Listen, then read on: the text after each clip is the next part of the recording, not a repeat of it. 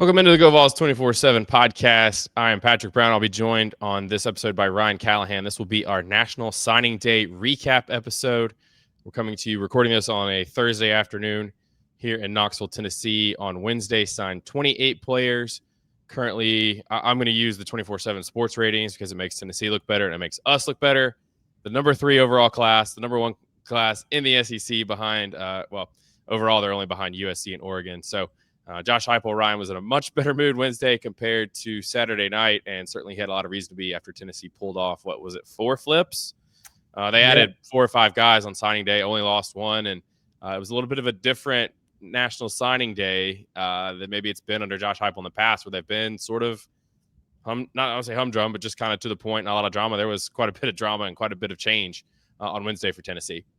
Yeah, 3 flips, added 3 4-stars on early signing day, and pretty strong finish. Tennessee was really one of the big winners nationally on early signing day to start the day ranked number 8 and then end up at number 5 at one point before Salesi Moa did flip from Tennessee back to Utah, the home state school where his dad played. So it was an eventful day for sure for Tennessee, but overall, even with the loss of Moa toward the end, knocking Tennessee back down to number 7 in the 24/7 Sports composite team rankings that you see more prominently displayed on our site, because we tend to promote those rankings and don't actually have a direct link actually to the other ones that you referenced. We do.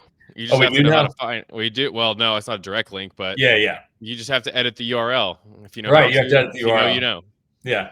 So anyway, that's why you don't see those more prominently displayed. We tend to promote the composite team rankings, but regardless, even with that loss, a really good day overall for Tennessee to get those 3 defensive linemen in particular.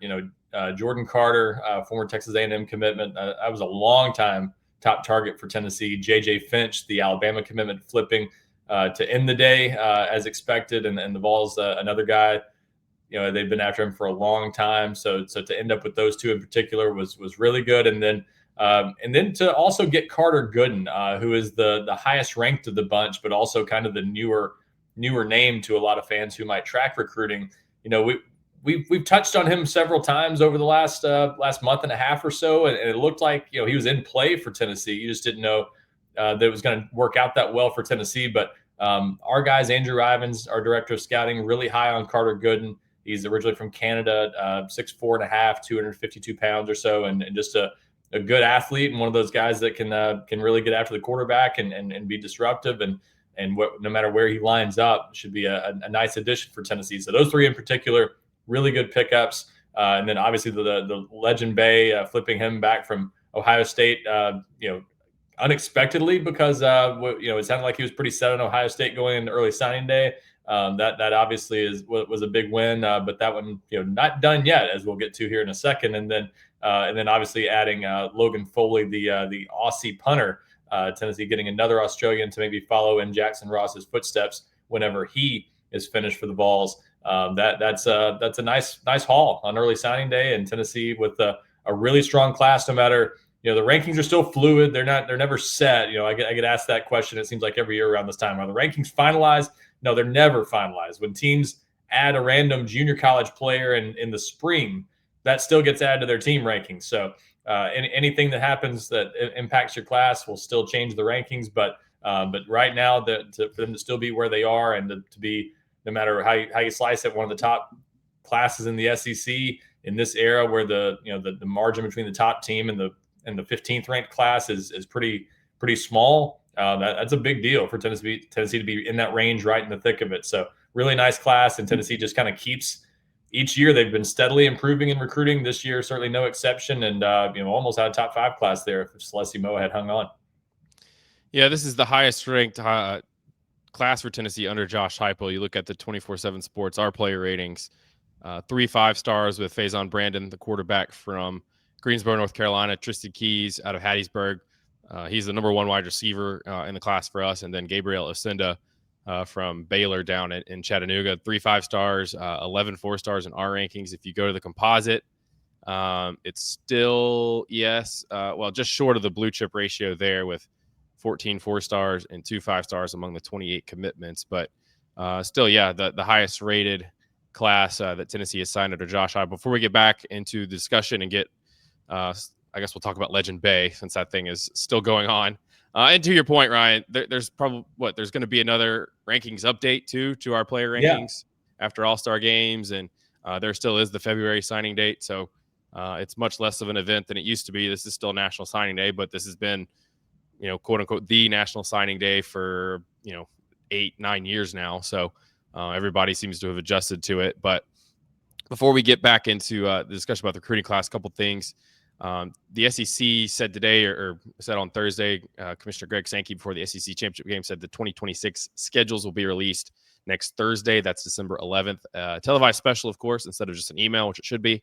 But you got to drum up that excitement for next season. So we know who Tennessee is playing. We know their first 3 non-conference games: Furman, Georgia Tech, and Kennesaw State. We'll figure out the rest of the schedule as it's the first season with 9 conference games.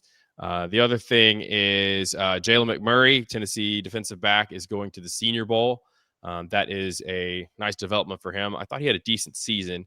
I'm not sure I would have put him on the NFL draft radar, but that, getting a Senior Bowl invite and being one of the first handful of players to get that suggests that maybe he is on that radar. And certainly he's a guy that I think Tennessee has benefited from getting out of the portal from Temple a couple of years ago.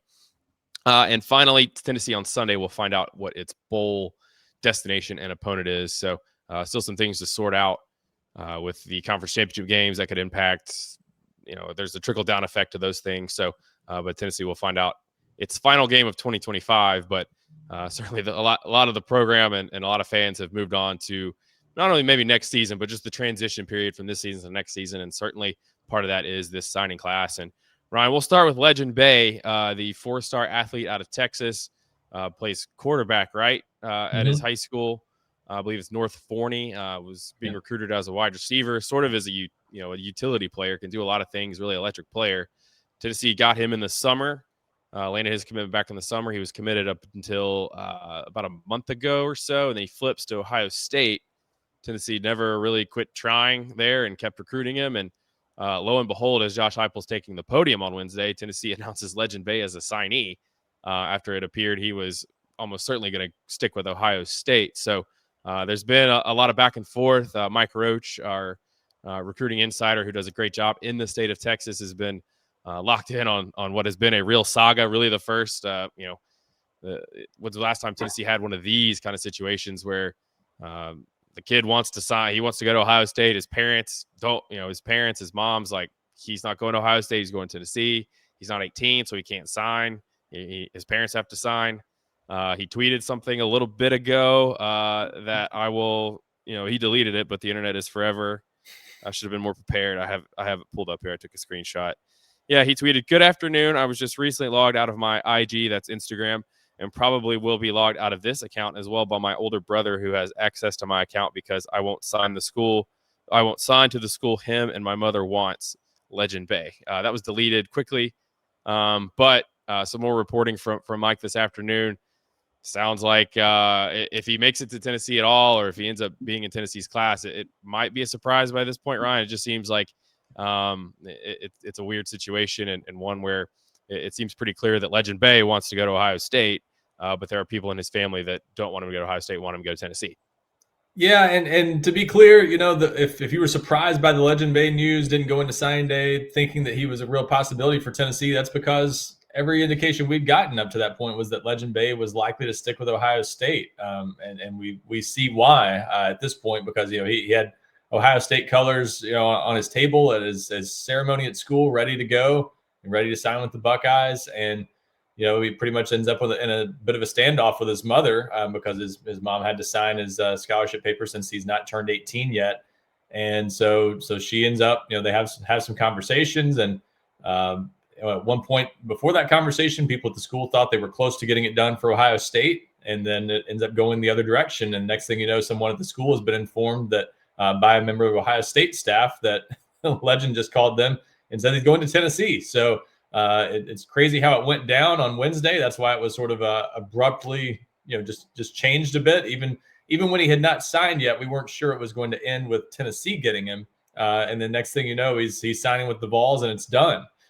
So that happens, and then the reporting and Mike Roach has been all over this from our national team at 24/7 Sports. Does a great job there in the state of Texas, and he reported that that this is not done. That sources indicated Wednesday night that Legend Bey is unhappy with his decision and that he would still be seeking a path to be released from Tennessee and end up at Ohio State. He turns 18 on Christmas Eve, so that's something that could be a factor in this. It may not happen for a few more weeks, even if he is released, but regardless, there is clearly some discomfort with the decision, even after he signed on Wednesday. So this one definitely not over yet. We'll see what other turns it might take. But right now, just based on the latest reporting, it does look like there's at least serious concern about this and whether, in this era, of course, you can't keep a player tied down. There's so many options it's only once a year now, but you can go to the transfer portal for any reason. Most schools, if you want to be released from your letter of intent, they're not going to fight you too much these days.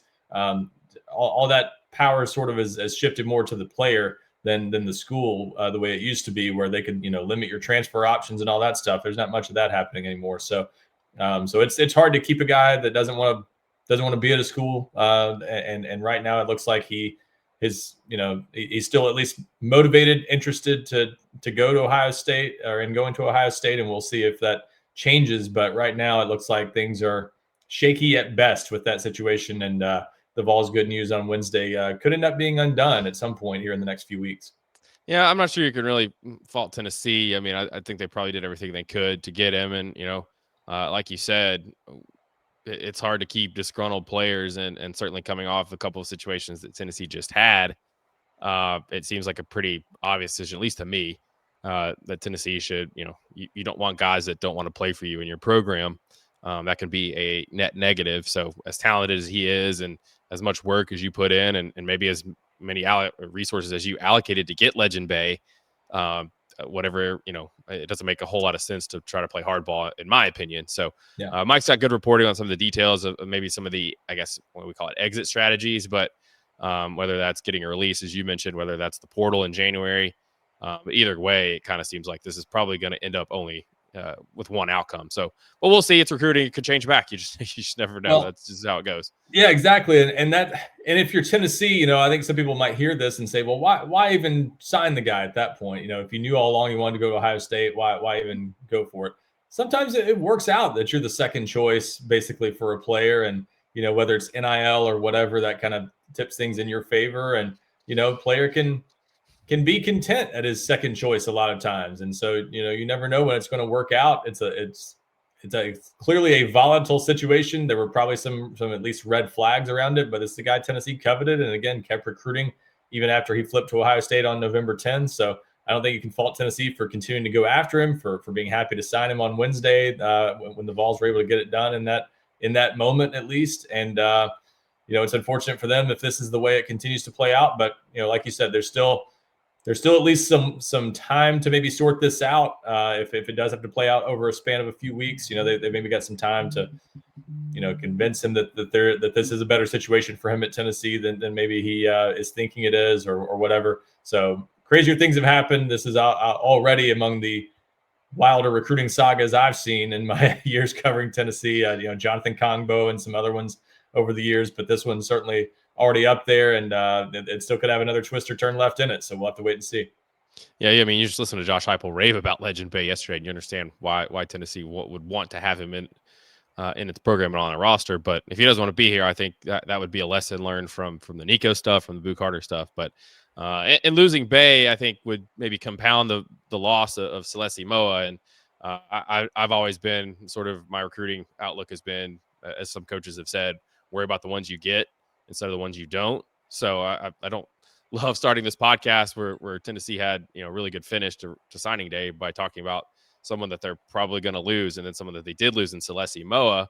But we do need to touch on that too, because that kind of cuts that wide receiver class in half. It's still a pretty good one with Tristan Keys and Tyreek King, but Moa takes he's a top 100 athlete, plays both ways, been a pretty productive player on both sides of the football as a wide receiver and a safety. Been recruited as a wide receiver by Tennessee. He goes to Michigan this past weekend for the Ohio State game, and he came out of that one telling our Michigan site that he was still locked in with Tennessee. Well, it turns out that Michigan wasn't the team that maybe Tennessee had to worry about. It was Utah, which is obviously his home state program. His dad played there. So certainly some natural ties there, and he ends up flipping back to the home state Utes on Wednesday. Yeah, and that's one that before he committed back in the summer, you kind of thought Utah might be the ultimate choice there just because of the ties to the program, the home state school, how much of a priority he was, and they treated him that way in the end. They made a big push for him at the last minute that kind of just made it impossible for him to justify sticking with Tennessee, and that's that happens sometimes.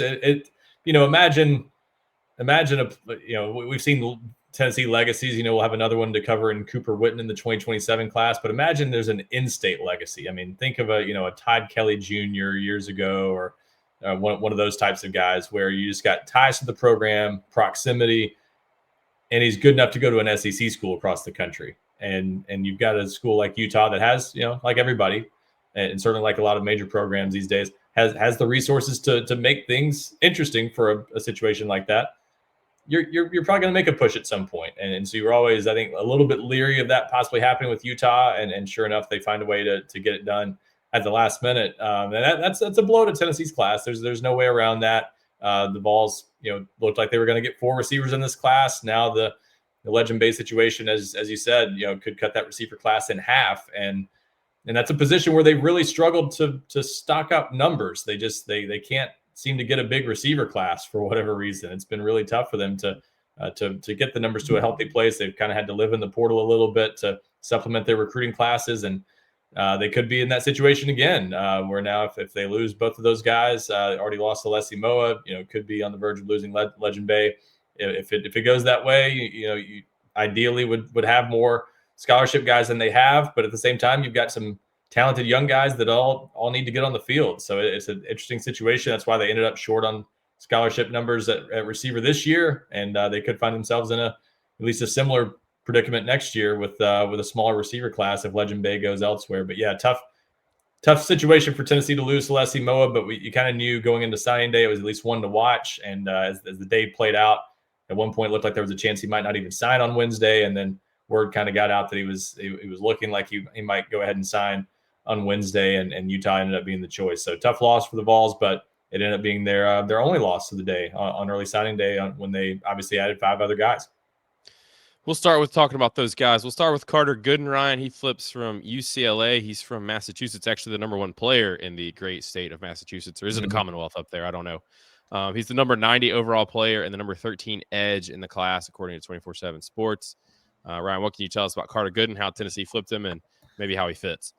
Yeah, the Vols, give them credit for approaching this one the right way, because they had to offer him back in, it was around mid-October that they offered him. And that, at that time, and even into November, I would get asked about him from time to time, and you kind of didn't know where it was going. I think Tennessee was sort of still feeling out the situation. There wasn't really a great relationship with him at that time. Tennessee was still trying to, get to know him and figure out what his motivation was and how, why he was still committed to UCLA, whether he was going to stick with UCLA in the end. And I think there was a pretty big NIL number UCLA had thrown out in his recruitment to help land him. So you're kind of feeling out those situations and trying to see what's realistic, what's not. Miami was scheduled to bring him on an official visit at one point. That ended up falling through. Miami never got him on a visit and kind of moved in another direction. So it had the feel of a weird recruitment where you're not sure anything's going to come out of this. It's a kid from Massachusetts, originally from Canada, and you don't have much of a tie to him. But Tennessee stayed involved,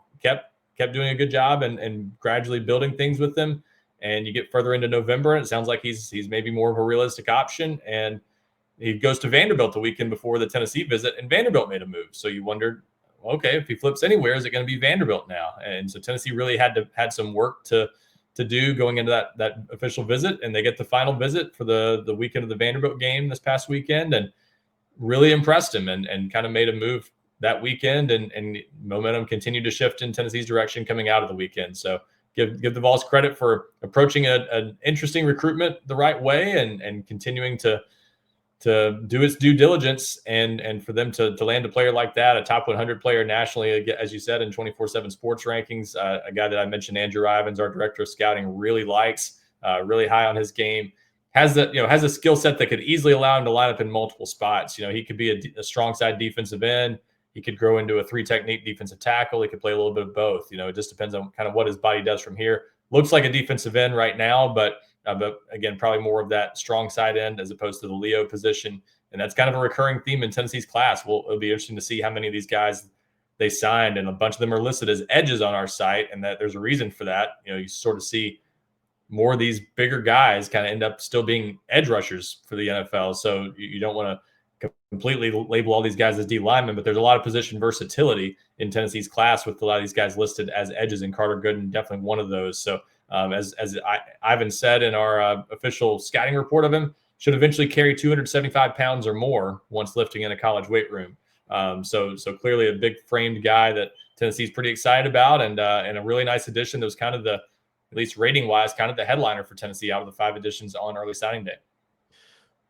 The other flip, I guess true flip from this class was from Alabama. Always good for Tennessee when they take somebody from Alabama. JJ Finch, the defensive lineman from Warren Central High School in Indianapolis. He's just a 3-star, quote unquote, just a 3-star, but somebody Tennessee had been in on for a long time, had him, over for an official visit in the summer.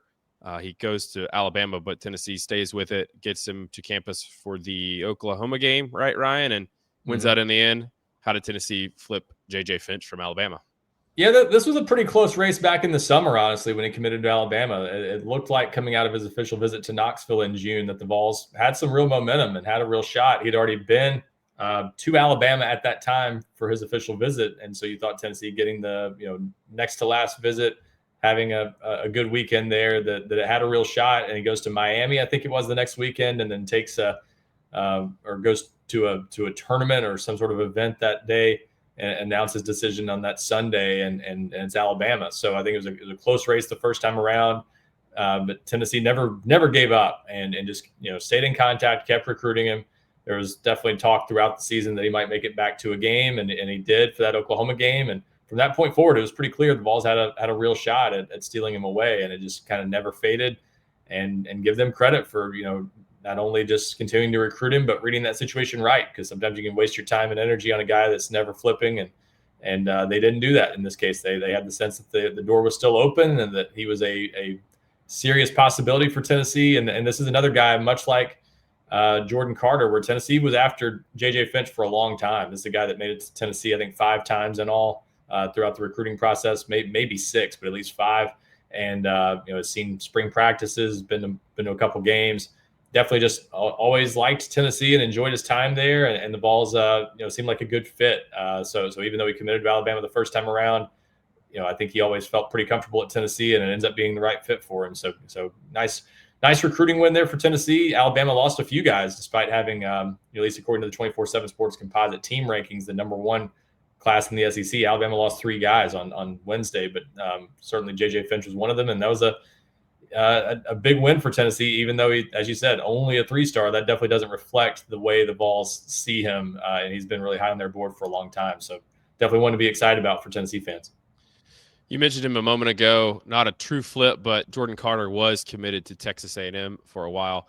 Who's the other one that they had, the other edge? Is it Tristan Givens that Tennessee had made a good push for in the summer, and he went to the Aggies? Is that right? Yeah. So they got one of those guys, I guess. So Carter is a 4-star. He's not a top 247 guy for us, but still a 91 rated 4-star. So comfortably in that range. The number 28 edge in the class. He's from Douglasville, Georgia. Tennessee Ryan, how did Tennessee get him? And is he another one of those guys? We have him listed at 6'3", 245. Is he more likely to stick at Leo, or is he maybe one of those guys that could grow into an edge or to a defensive end?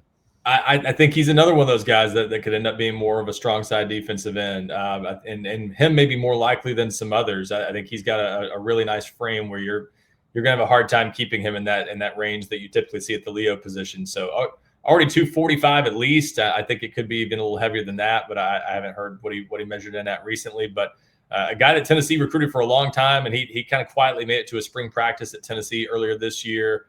Just didn't say a lot about some of the visits he would still take here and there. And the Vols just kind of stayed after him. And this is a guy that visited Tennessee. I think he said that was his first college football game he ever went to. His freshman year went to Tennessee for the Akron game back in September 2022. And he's just a freshman with I don't think he even had a Tennessee offer at that point. Got it a few months later, and Tennessee just kind of picked up from there. So this is a guy they were after for 3 years, really, and just never gave up. And he commits to Texas A&M pretty early, and you almost wonder, are you, again, if he's another one of those guys you're wasting your time on because he's committed to the Aggies for a while, and okay, you get him on campus for a spring practice, but is there anything to it? Is anything really going to come of this? And then, yeah, he decommits from Texas A&M on November 1st, and a few hours later, he's in Knoxville to see the Tennessee-Oklahoma game. And that day, I think it became pretty obvious that Tennessee was at least one of the front runners to land him. They had to beat out Georgia Tech in the end. I think that was the other main competition. Auburn was also in there, and at one point, Auburn looked like the main threat to Texas A&M back when he was committed. But then the coaching change there, I think, hurt things a little bit for Auburn, and that kind of opened the door for Tennessee and Georgia Tech, which Georgia Tech's made some real moves with some in-state players at times. So I think they were always a serious threat. Thought they might even be the favorite at one point last week, but Tennessee makes kind of a late push and is ultimately able to win out in the race for Jordan Carter. So as you said, not a top 247 guy, but was one pretty recently. Just slipped a little bit in the rankings in our latest update, but Tennessee definitely has recruited him like a top 200 guy all along, and another one they're pretty excited about to add another one of those versatile frames. But again, a guy that could end up at that strong side defensive end position in Tennessee's defense. And he is 203 in the composite, so yeah, kind of like what you said. You talked about some of these guys growing from edge guys to defensive ends. Something that Josh Heupel mentioned, I think it was with Braden Rouse and Hezekiah Harris at his press conference, is just some of these guys they're playing multiple sports, playing basketball, they're running track in the spring, what have you. They get to college and they get these weight programs that are so dedicated with nutrition and so targeted to what they need that some of these guys are going to change physically so much. So that's part of the open-endedness of recruiting some of these defensive linemen. Yeah, that's a really interesting part of the way Tennessee plays defense and the way they recruit that position. We've seen it before with some other guys. Just being listed as an edge coming out of high school can be a little bit misleading. Again, especially the way we do it, because I think we've been looking back at the historic results where you have guys that are sometimes 270 pounds in the NFL, and they're still lining up on the edge, standing up in a lot of situations because they're just so athletic. It doesn't matter that they're that big. So you've got these guys that you don't know what to do with positionally because they could be defensive linemen, they could be edges, they could be both. And so Tennessee's got a class that looks like it's just stacked with edge rushers, but they're guys that are mostly, I think, not going to play the Leo position in Tennessee's defense. So exactly who ends up there and how many of them will be really fascinating to see. Zach Groves is another big-bodied guy. He's probably 260-plus pounds right now. He may have already outgrown the Leo position. I think he looks like a strong side end or maybe even a three-technique defensive tackle in the long run. So they've got a few guys in this class that are like that. And then some others that, their current weight maybe would allow them to play Leo, but how much will they continue to grow? So I think it's kind of going to be a wait and see situation. Which of those guys end up being Leos, which ones end up being more of a strong side end or something else. But the bottom line is you want to get guys with a good skill set to be disruptive and go after the quarterback. And Tennessee, I think, just did a phenomenal job of bringing those types of guys in. 9 defensive linemen in all when you combine the edge rushers and just the pure defensive linemen, the interior guys. To have that many bodies in one class, we've talked about it before, for a few years there, Tennessee really struggled, kind of like at wide receiver, to get enough defensive linemen. They were having to supplement from the portal. And they'll probably end up in the portal for some D-line help too. But to get a class like this and have that many bodies and that many guys you're excited about along the defensive line, no matter where they play, that's a great class to have on the defensive line. And numbers-wise, that's something you can't afford to do every year probably. But for Tennessee to do that in an era where the numbers are more flexible than ever and the SEC may or may not be going to 105 scholarships soon, I think that was a really nice move for Tennessee to go kind of that heavy on the defensive line and make sure they get some guys they really like. The final Tennessee edition on National Signing Day, Ryan, that we haven't touched on, obviously is my favorite. It's the punter, Logan Foley, because, Ryan, punters are people too, especially if they come from Australia and are 6'6", 230. I don't know if Logan Foley can kick with both feet like Jackson Ross, but he does come from the same pro kick program that most of the punters in college football at this point come from. If you're a high school punter, I feel bad for you because all these college teams just go get these, 20-something guys that have been playing Aussie rules football. You have Logan Foley's headshot on his player profile in 247 Sports and a nice Aussie rules jersey. So Is he the heir apparent to Jackson Ross, and how did Tennessee sort of find him and get him to come to Rocky Top? Yeah, if he's not the heir apparent to Jackson Ross, I'll be stunned. And you talk to Logan Foley, and he didn't come in saying I'm going to beat out Jackson Ross, but to hear him say it, he's coming in ready to compete too. I think he thinks he can come in and challenge for the job, even if Jackson Ross is still here. And Jackson Ross is an older guy. Maybe there's a chance he moves on to the NFL after this year. I wouldn't expect that, but you never know with punters, since not many of them get drafted anyway. You might just want to go ahead. He's probably looking forward to having a fellow Aussie to hang around with in Knoxville. Yeah, he might be excited to have someone who can share some Australian food and stuff that's not from Outback Steakhouse, which he let us know very early on. It's very much not like what he's used to eating. So, but anyway, definitely a connection there. They spent some time together on his official visit. He was in town last weekend for the Vanderbilt game. Really liked it. I think it was, just the fact that he came on that visit, it was pretty apparent he was going to Tennessee all along. Those guys don't take a whole lot of official visits, and Pro Kick, they tend to kind of look around for the right fit and kind of help pair those guys with the school, since they don't know anything about American programs. And so just for him to make that trip, I think kind of telegraphed that's where he was probably headed. But yeah, really interesting story, as most of those guys are. He's 23 years old. He's played Australian rules football since he was 3. He's been playing for I guess you could say essentially a professional league. They said they played in front of 5,000 or 10,000 fans. It's a step below the main AFL over there. I think the WAFL is the one he plays in, but it's I don't know if it's comparable to the G League or anything like that, but maybe a step below that. But he's played at a pretty high level, and he's been kicking in American football for about 4 months. He gets approached by Pro Kick, and they, as he said, he kind of quit football, quit his job, moved to Melbourne to take part in the Pro Kick Academy. And they can't play games there. It's not like even the NFL Academy in England. They can actually play an international schedule. So these guys aren't playing football games. He's never kicked in a live game before, and that's what these guys are. So to have a guy come in and sit for a year, and remember Jackson Ross redshirted before he took over. He was behind the Trevor Daniel, somebody else. Was it Joe Doyle? Yes, I think it was Joe Doyle. Good call. I get lost in my punters. Or it was Paxton. It was Paxton Brooks. Oh, Paxton Brooks. Yeah. So my punter timeline is all out of sorts. Don't worry, I got you. Probably just named somebody that was here 8 years ago. But anyway, regardless, they to get a guy like that to come in and sit for a year is not a bad idea, because he came in for the Vanderbilt game, and he admitted, as you might have read in our story on Wednesday, that I still haven't wrapped my head around the fact that I'm going to be playing in front of 2,000 people. It's just an eye-popping scene for a guy he'd never been to America before before that official visit, and then he ends up in Neyland Stadium to see a rivalry game with 102,000 people in attendance, and he's like, wow. So he might need an adjustment, but he's very confident in his kicking ability, very strong leg, and that's kind of his game. Jackson Ross has the ability to kick with both feet and all this stuff. He's a really good athlete.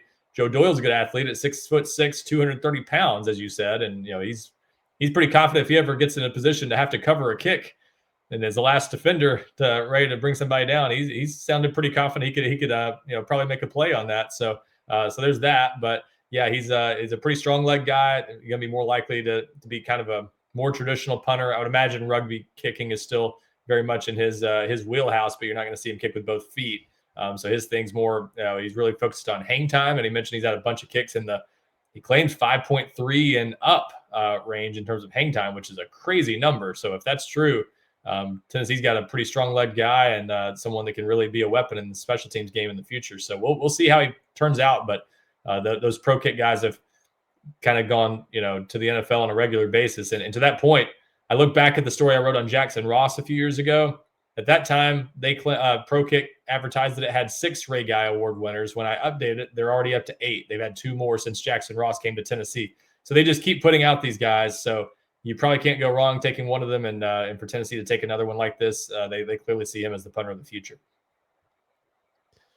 Ryan, looking at this class in totality, Tennessee broke it down on their, I guess, release. 8 players on offense, 1 each at quarterback and tight end.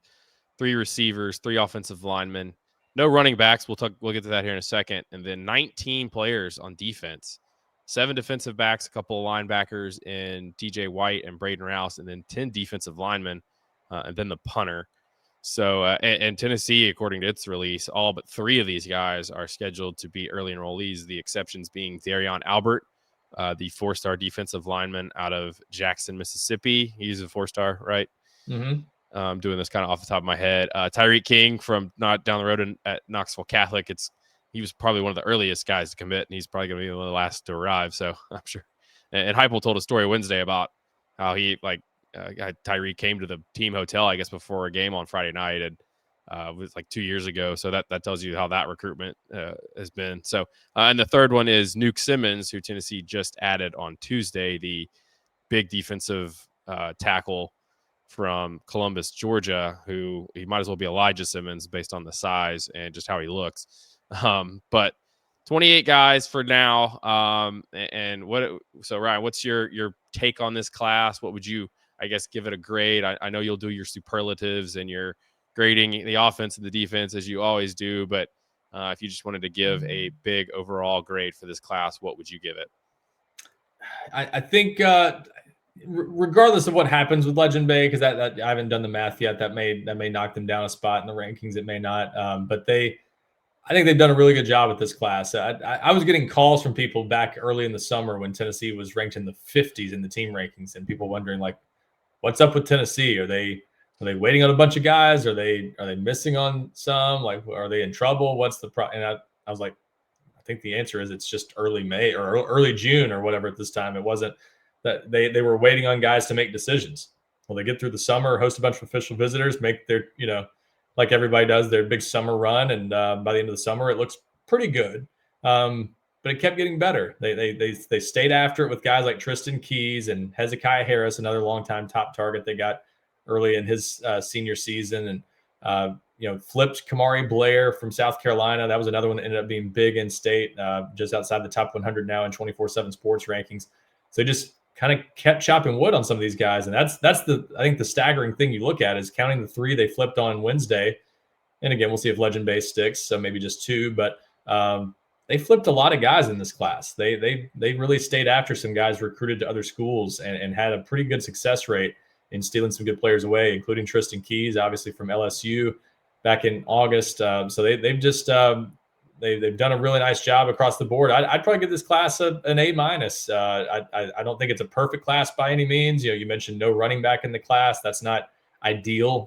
Not the end of the world at the same time, because they can easily go to the portal and find another Star Thomas type and probably be fine there with Deshaun Bishop and maybe Peyton Lewis and maybe DeLon Morris, maybe all 3 of those guys back. You're probably okay there. Obviously, David Gabriel Georges is out there in the 2027 class, and you don't know if you're going to land him, but that's a guy that's a big priority for Tennessee in that class. So not the end of the world that you don't end up with a Savion Hyder or another big time running back in this class, because you can kind of go all in on him in the 27 class. But yeah, filled a lot of needs, and the defensive line class in particular, you got to love that group. I may have undercounted. I said 9. Apparently 10 guys that will at least start off on the defensive line. And for that matter, I don't know if they listed him as one, but Joel Wyatt is a guy that is probably going to get his first look at safety, but DB is how they listed him. Yeah, so Tennessee's always kind of thought in the recruiting process earlier on, at least before he made it clear he really wanted to play in the secondary. They were interested in playing him off the edge, so you don't know for sure what he's going to be long term. So just a really interesting group of players, and it's a reminder that high school recruiting is also just one of your options for adding players, because if you miss out on a running back, oh well, you don't have to force the issue, go to the portal. If you got a bunch of defensive linemen and that is heavy at linebacker, that's okay. You can supplement that later if you need to. Take what you can get. And in this case, they got 10 guys who might play in some capacity on the defensive line. So pretty staggering numbers there. And at the same time, we'll see if they come out short at wide receiver. It's not a perfect class across the board, but when you've got 3 5-stars at the top, 7 top 100 players in 24/7 sports rankings, 14 guys in the class out of 28 who are either 4 or 5 stars, and some 3 stars that I really like, guys that have a lot of potential. Javonte Smith in state, I think a very underrated piece of this class, could be a really good cornerback.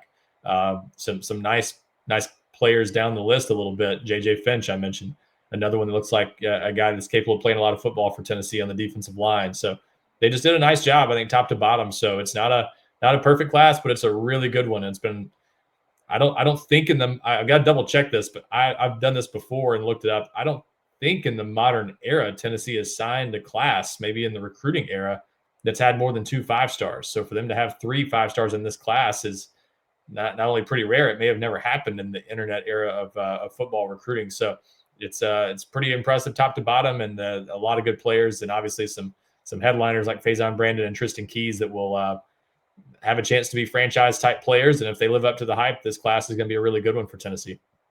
Yeah, the 10 defensive linemen they have listed: Darion Albert, Breeze Carter, aka Jordan Carter. Tennessee heavy on the nicknames officially this year. We'll see if that makes it to the roster, and we have to change it on our site, on player profiles and stories, stuff like that.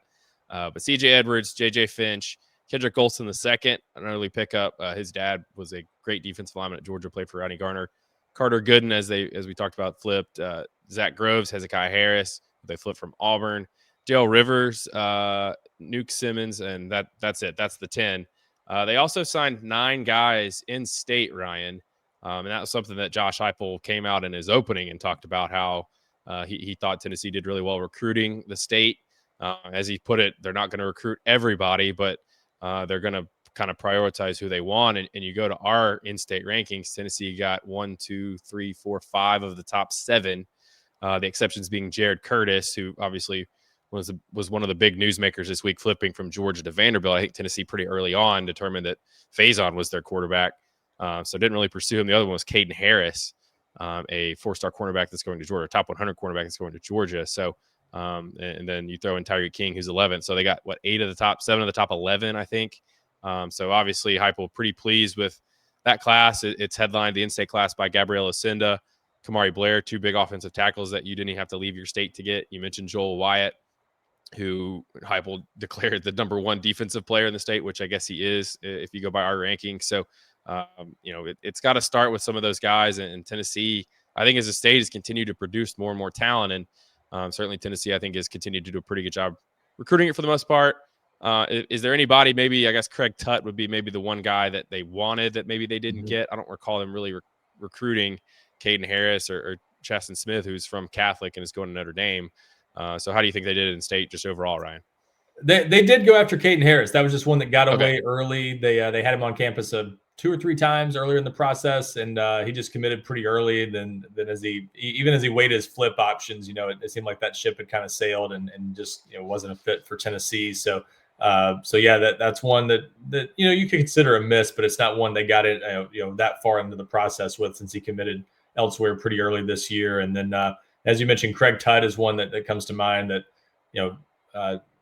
they would have loved to have by the time he committed in the summer. That it was a Tennessee Ole Miss battle, and Vols just missed out on him. But you're probably never going to bat 1,000 in this state in this era. You're going to have a hard time getting everybody. This state is surrounded by 8 other states, obviously, that border Tennessee, and a lot of people have recognized that the Nashville area has put out a pretty good amount of talent on a regular basis in recent years, so it gets more heavily recruited than it once did.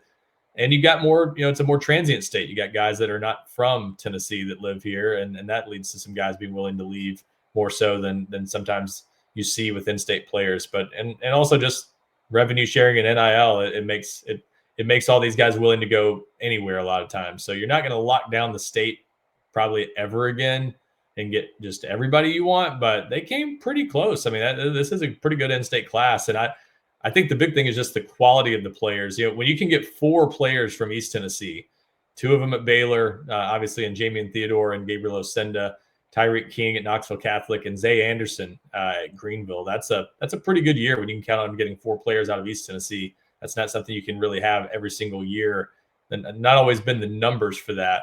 And then, I really like, Zach Groves' potential. Groves to me is a boom or bust kind of guy. Like it could really work out and it could really not. But either way, I think he's got the potential to be a pretty exciting player there as he rounds into form. Coming from a lower level high school, not playing 6A competition in Tennessee there at East Robertson against a lot of smaller schools. But I saw him go head to head with Kamari Blair earlier this season, and they're both really good players. Blair kind of controlled him in that matchup. But I think Kamari Blair is really good. I think that was a really nice one for Tennessee to flip him from South Carolina. That was when the Vols were a little bit late to offer, and they managed to overcome that. And, we always liked Tennessee, and they almost landed him the first time around. He woke up the day he announced his decision and was ready to pick Tennessee, and South Carolina makes a late push and flips him. But, kind of like Legend Bey almost. I think deep down, Kamari Blair always wanted to be at Tennessee, and so they just kind of stay after him. And a little more than a month later, he's a Vol. So they did a nice job in state. And Joel Wyatt, just good mix of headliners and just good players elsewhere. And like I said, Javonte Smith is one that, to me, with all the 4 stars and 5 stars in this class, is not going to be. I mean, he didn't even have an impressive offer list, really, 10 or so offers. But I'll just tell you that quietly, some other major programs were very interested in Javonte Smith this season, and Tennessee was able to get out without any sort of drama whatsoever in that recruitment. But he's a good athlete that I think has a chance to be a good player down the road. And Zay Anderson, I'd put him in the same boat. 2-way athlete, made a lot of plays at wide receiver in high school. Tennessee going to make him more of a cornerback. He's played some on defense, but probably a little more experience as a wide receiver, and some teams recruit him to play there. So taking some nice athletes and making them DBs, it's a good formula usually. So we've seen it work with plenty of other guys over the years. Good in-state class, and I think Josh Heupel is definitely right to kind of tout that in-state success. Looking at this class overall, that's 7 of the top 90 in the top 247, 8 of the top 110 if you want to throw Kamari Blair in. So a lot of, I guess, star power. Is that maybe the best way to view this class? Is it's got the star power with the Faison Brandons, the Tristan Keys, 2 of those 8 upper echelon high rated guys are offensive tackles, and Gabriel Lucinda and Kamari Blair. You've got 2 really good linebackers in there with TJ White and Braden Rouse. Rouse was a huge recruiting win. Is it fair to say, if you were kind of just summarizing this class, Ryan, that it's got the star power you need to contend like Tennessee wants to contend, but it also has some interesting developmental guys that with the right kind of mixture, and if their careers go right physically and your coaches develop them, could be a pretty good class? Is that kind of how you view this one overall? Yeah, I think so. It's sort of weird because you've got the headliners at like 5 positions, where you really see that they kind of went heavy on some guys. And, you got Faison Brandon at quarterback, Tristan Keys at wide receiver, Gabe Osenda and Kamari Blair on the offensive line, and all those defensive linemen they signed. The 2 linebackers who Andrew Ivins also likes a lot. Those are both top 100 guys. That might be the strongest position group in the class, even though there's only 2 of them. You lost Braden Outlaw, that flipped to ultimately went to Georgia Tech, I believe, in the as it was expected to when he decommitted from Tennessee. So you've got some, still 2 really good linebackers in those 2, and then your secondary class, you don't get anybody who's a 4-star besides maybe Joel Wyatt if he ends up at safety. So some developmental guys in the secondary, but I think some exciting possibilities at cornerback. I think those 3 in-state guys could be pretty good players.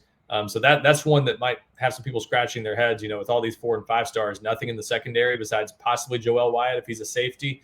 That is an interesting aspect of this. So there are some kind of key role players that are, 3 stars in this class that may end up playing a lot of football for Tennessee, or at least having the chance to. I think of Joel Combe at safety, to me, looks like one of those guys. At corner, Javonte Smith or really Jamian Theodore, equally capable of being that kind of guy, but someone like that probably needs to step forward. Well, I take that back. Zay Anderson obviously was a 4-star, just was listed as an athlete. So he would be the one that, even though his recruitment probably didn't align with that, I know our guys liked him, and I think his film is really good. So I can certainly see the 4-star rating and think that's a better win than maybe his recruitment would have suggested, even though Tennessee didn't have to beat out SEC competition for him. So it's a really interesting class. And like you said, it probably is kind of well described as a top-heavy class, where those stars are going to go a long way toward determining how this class is remembered. If Faison Brandon and Tristan Keys live up to the hype, you're probably going to say you did well. And because you're going to have enough other hits throughout there that you'll have plenty of other things to go along with it. But if those guys don't work out, you may look back on this one as not a great class. So it really is going to be determined, I think, by what the stars do. And then there's several of them, Braden Rouse and TJ White. I'd be surprised if they're not good players. And they're also, I like that those guys are complementary players. TJ White has kind of a background of an edge rusher a little bit, where you can maybe use him in some blitz packages and do some different things. And Braden Rouse is a former wide receiver who kind of gradually became a defensive player and was a full-time linebacker really for the first time this year. So you've got some really, really fun skill sets in this class too, especially if you get to hold on to a Legend Bey who has some versatility, as you mentioned. So it's just a nice class overall, but yeah, especially at the top, that's where this class, I think kind of put itself closer to the top 5 range. When you've got 3 5-stars, you got a chance to have a really special class, and Tennessee clearly did that with its highest rated class since 2015. Right. We'll end here on this discussion, and it's a one that we've had before. And there's going to be some fans out there that are just going to go, okay, great. They signed a great class. Why not, you got to win now. Go to the portal. Why don't you invest these resources and allocate this money to transfers? So Tennessee, last class, they go 25 in the 2025 class. They go 28 in this class for now. I guess they're continuing to, you're going to probably lose the same number of guys every year to the NFL draft. They've got a handful of guys that are probably going to go pro. They got some guys that we'll see. They've got a small senior class this year. I think only 10 guys, maybe 11. And now you're bringing in this huge class. This would suggest that, if anybody is thinking that Tennessee's going to go out and get 15 portal guys, I just don't see it. Now, if the SEC goes to 105, are you able to maybe take some more guys in the portal again? But you don't have endless money, right? Yeah. So I guess to that fan that's like, great, top 10 class. Hopefully these aren't the fans that are demanding that Tennessee sign top 10 classes, and then when they do, they're like, well, we should just go to the portal instead. What would be the response there? What would be the selling point that, okay, Tennessee seems to be still prioritizing high school recruiting because it's delicate, right? If you're going to pay to get all these guys, you've got to play them early. You just played a team in Vanderbilt that's got a bunch of old guys that, beat you up pretty good. You were a younger team. Why not just go older and go with more experience and try to go, prioritize the portal more than you are? What's your explanation, or why do you think Tennessee has continued to do this philosophy that, frankly, they have during the entire Josh Heupel tenure? Yeah, and I'm with you. I don't think we're going to see a wholesale change on how Tennessee approaches the portal this offseason. I do think they could maybe be a little more aggressive this year than we typically have seen them, because there's an urgency to right. win. There's maybe a difference in urgency and aggressiveness, because you can still only bring in 7 or 8 guys, but if how much are you paying those 7 or 8 guys, right? Yeah.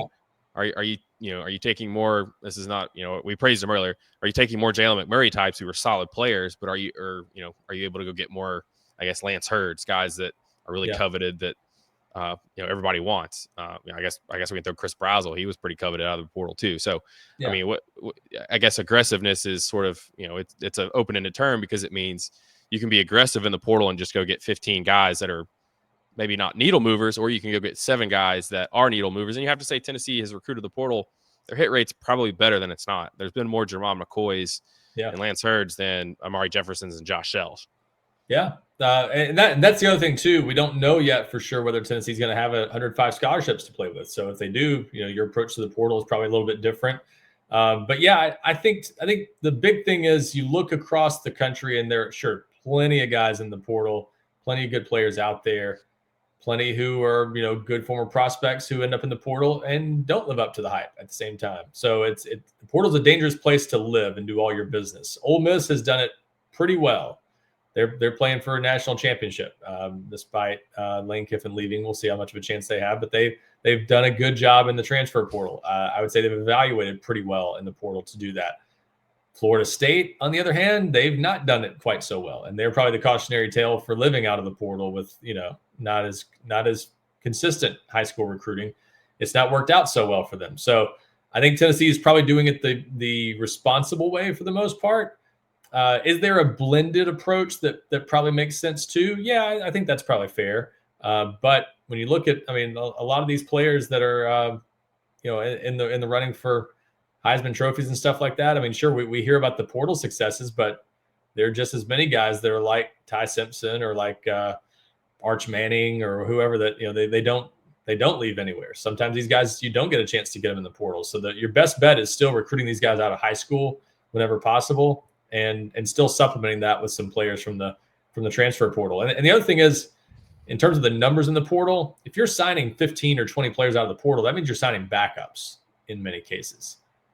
I mean, why do that? Why go to the portal and pay all these guys to get backups when you can go get high school players that might develop into starters in the future, and you kind of fill both purposes. You get depth while also getting future starters. So high school recruiting is probably a little bit safer investment, more stable probably for continued growth than portal, because the portal offers, it offers sometimes massive successes, your Jamad McCoys and those types of guys, but it also can cause you to fall flat on your face if you get evaluations wrong. So it's just, I think the approach not that different this year, and Tennessee signing 28 guys suggests that. But yeah, like you said, I think there will be a little more urgency for Tennessee this year in the portal, and what that means, what it looks like, partly will depend on who leaves, because Tennessee's got some of its own guys to take care of and decide, who's gonna be back next year, who's not, who's got to get a raise to stay, who's going to test the waters. It could be a pretty chaotic year, and that's the first thing Tennessee's got to sort out, is what their roster's going to look like and who's coming back. Yeah, just looking at the top 15 transfer classes from the last cycle. I mean, yeah, there's Texas Tech obviously remade its team.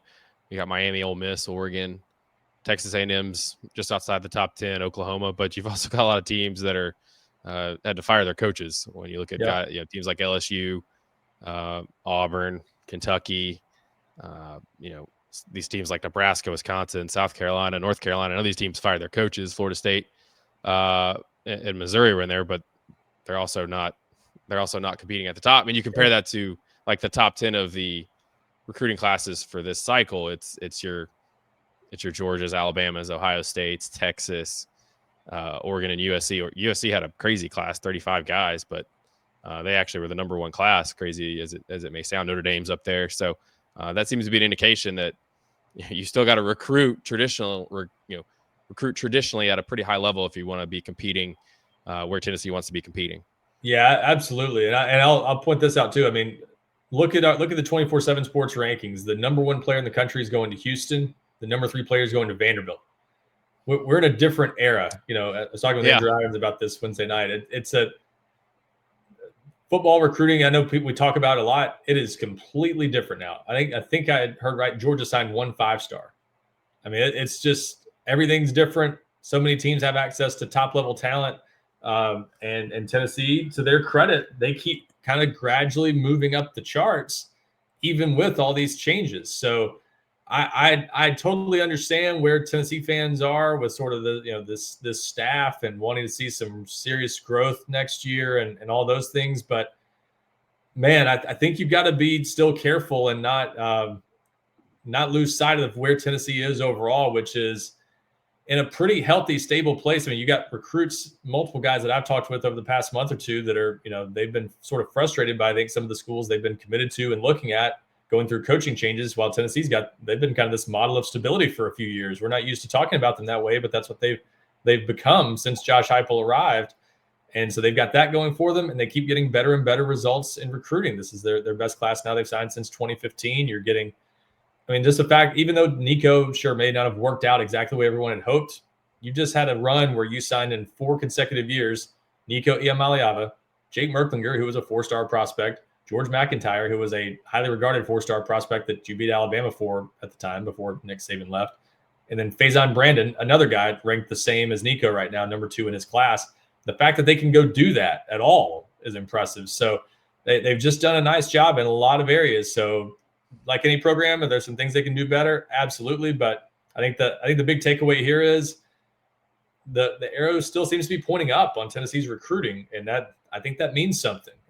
They've got to make it add up on the field next season, but I think it's one of the reasons you got to be a little cautious about making a change for the sake of change sometimes when things are going as well, maybe not as well as you like, but still okay. I think you got to be careful in this era, because you could easily end up being in a bad situation in a couple of years if you handle those situations wrong, and Tennessee keeps getting better results in terms of bringing in more and more talent.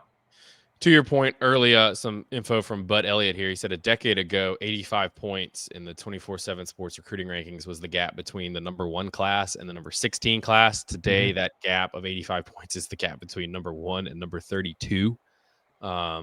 50 points used to be the gap from first to eighth. Now 58 points is the gap between first and 16th. He noted that there are 21 schools that signed a 5-star. And to his point, you mentioned, Keyshawn Henderson and Jared Curtis going to Houston and Vanderbilt.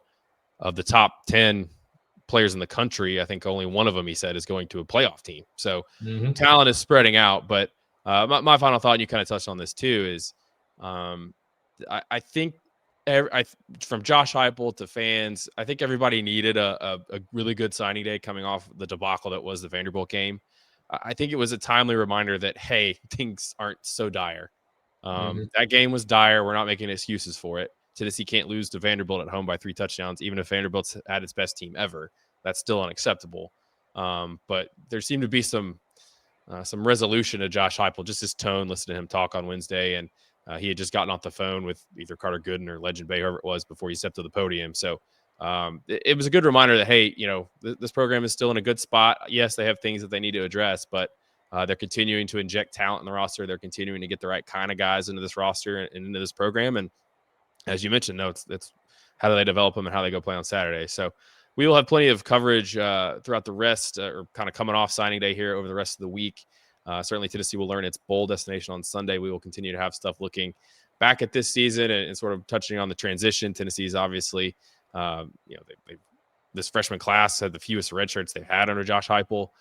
They've got some guys that have NFL decisions coming up. Certainly there's been a few entries to the portal already with Jamal Wallace and Kellen Lindstrom announcing that they're going to go in next week. So it's a busy time for Tennessee. We just had a 75% off sale, but still a great time to join the side and get plenty of good coverage. Obviously basketball season, they had a tough game the other night. I think the Lady Vols won last night, right, Ryan? They beat Stanford. So basketball's going on. This is obviously a big time of the year in football. Maybe, a very fascinating time for sure with everything that's going on as Josh Heupel and he evaluates everything, the staff, what players are going to the portal, things like that. So great time to get on GoVols247. Please go check out our coverage. Ryan, appreciate you and all the good stuff you gave us today. We will have this podcast posted here on Thursday afternoon, and I'm sure we will talk to you guys here soon in a few days after Tennessee learns its bowl game. We'll have a game to talk about and some other things to talk about too. Maybe Legend Bey will have a resolution of that situation. I don't know. We'll see. So great time to join GoVols247. We appreciate you listening wherever you are and hope you have a good weekend.